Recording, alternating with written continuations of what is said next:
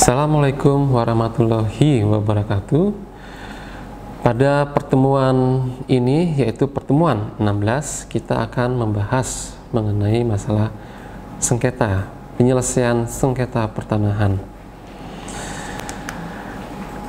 Dalam pertemuan 16 ini diharapkan dapat dijelaskan mengenai timbulnya suatu sengketa yang bermula dari pengaduan, bisa dari suatu pihak, badan atau perorangan yang berisi keberatan dan atau tuntutan hak atas tanah, baik terhadap status tanah, prioritas maupun kepemilikannya, dengan harapan dapat memperoleh penyelesaian secara administrasi sesuai dengan ketentuan hukum yang berlaku. Definisi mengenai sengketa dalam pengertiannya secara luas, yaitu adanya suatu perbedaan pendapat, kemudian adanya suatu perselisihan ataupun konflik, yang mana hal yang lumrah dalam suatu kehidupan bermasyarakat. Bisa terjadi pada saat dua orang atau lebih saling sama-sama melakukan interaksi pada suatu peristiwa dan mereka memiliki persepsi atau kepentingan atau keinginan yang berbeda terhadap suatu peristiwa tersebut, sehingga sengketa dapat diartikan sebagai suatu perbedaan pendapat yang telah mencapai eskalasi tertentu. Sengketa ini biasanya bermula dalam suatu situasi di mana ada pihak yang merasa dirugikan oleh pihak lain. Biasanya ini diawali dengan perasaan tidak puas yang bersifat subjektif dan tertutup, yang bisa dialami oleh seseorang atau perorangan maupun secara berkelompok. Perasaan tidak puas ini muncul apabila biasanya terjadi semacam masalah konflik of interest, dan pihak yang merasa dirugikan biasanya bisa menyampaikan kepada pihak kedua. Apabila pihak kedua tidak dapat menanggapi atau memberikan jawaban yang tidak memuaskan, atau biasanya dalam hal ini contohlah bisa diberikan suatu jawaban yang memuaskan pihak pertama, maka sengketa ini akan segera berakhir. Namun apabila sengketa ini masih ada suatu perbedaan dan masih ada perbedaan pendapat, maka terjadilah yang namanya suatu sengketa. Dalam hal sengketa tanah itu biasanya ada perselisihan pertanahan, biasanya antara orang perseorangan atau kelompok, bisa dari antar orang perorangan, perkelompok, badan hukum, atau lembaga yang tidak berdampak luas.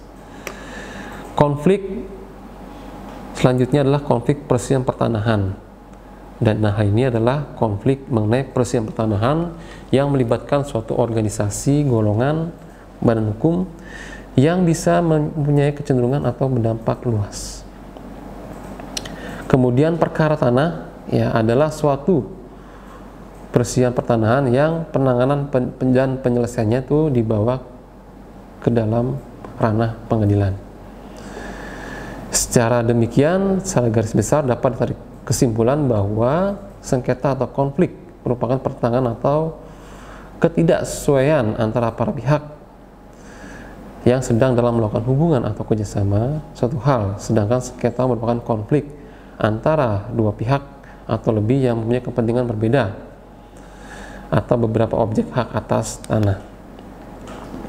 Nah, untuk sengketa atau konflik ini terbagi menjadi dua, yaitu yang pertama itu adalah bersifat keperdataan.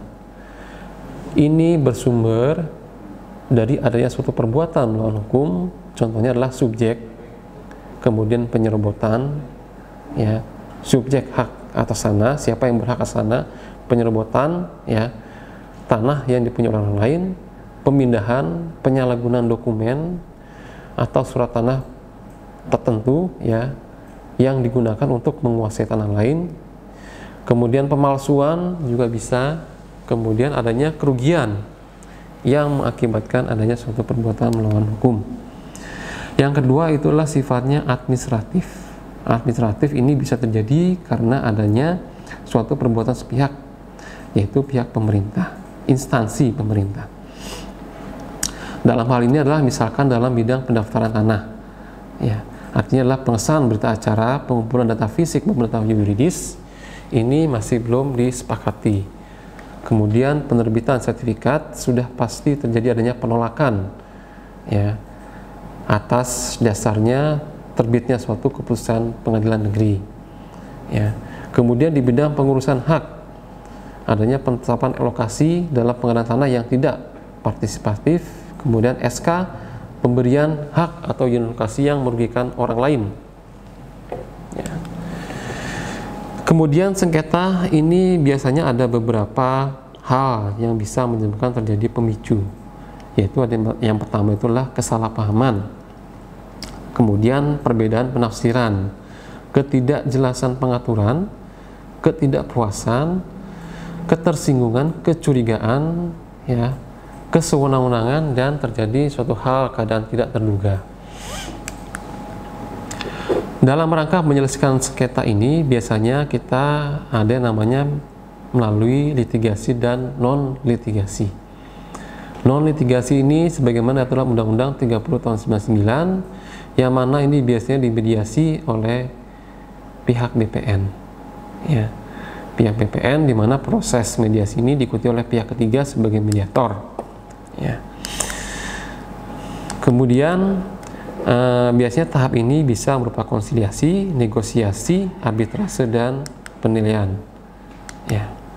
Tahapan mediasi oleh BPN ini berdasarkan pasal 4 Perkaban nomor 11 tahun 2016, yaitu berdasarkan laporan atau pengaduan dari masyarakat, ya. Yang kedua, analisa atau temuan atau aduan secara mendalam untuk mengetahui apakah kasus pertanian menjadi kewenangan BPN atau tidak, sebagaimana diatur dalam pasal 11 ayat 1 dan 2. Kemudian pelaksanaan mediasi dilakukan apabila para pihak itu bersedia, dan jika tidak maka akan diserahkan kepada pihak sesuai dengan peraturan yang berlaku. Kemudian yang keempat yaitu melakukan perbuatan perjanjian perdamaian jika mediasi itu berakhir sepakat. Yang kelima, mengeluarkan keputusan pembatalan hak atas tanah atau keputusan pembatalan sertifikat atau keputusan perubahan data sertifikat, surat ukur, buku tanah, atau surat pemberitahuan bahwa tidak terdapat kesalahan administrasi sesuai pasal 24 ayat 1, ya. Dan keputusan di atas wajib dilaksanakan kecuali ada alasan sah untuk menundanya.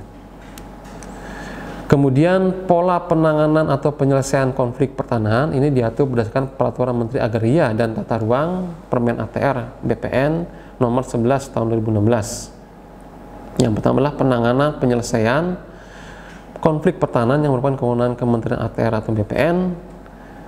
Kemudian yang kedua, penanganan atau penyelesaian konflik bukan merupakan kewenangan Kementerian ATR BPN dan menjadi kewenangan instansi lain sebagaimana selain yang disebutkan di atas, bisa dilakukan dengan cara mediasi. Pencegahan sengketa konflik atau pertanahan yang dilakukan oleh Kementerian ATR sebagai berikut: mengusulkan rancangan undang-undang tentang pertanahan dalam prioritas program legalisasi nasional prioritas di DPR RI, melaksanakan reformasi agraria, kemudian melaksanakan pengendalian pemberian hak atas tanah skala besar, kemudian melakukan kebijakan one map policy, membangun basis data dan sengketa dan konflik pertanahan, kemudian meningkatkan kualitas pencatatan administrasi pertanahan, melakukan penyuluhan hukum, melakukan pembinaan, dan melakukan sinkronisasi peraturan pertanahan. Baik, demikian untuk materi pertemuan nomor 16, ya, mengenai sengketa pertanahan. Demikian kiranya saya akhiri dengan mengucapkan wassalamualaikum warahmatullahi wabarakatuh.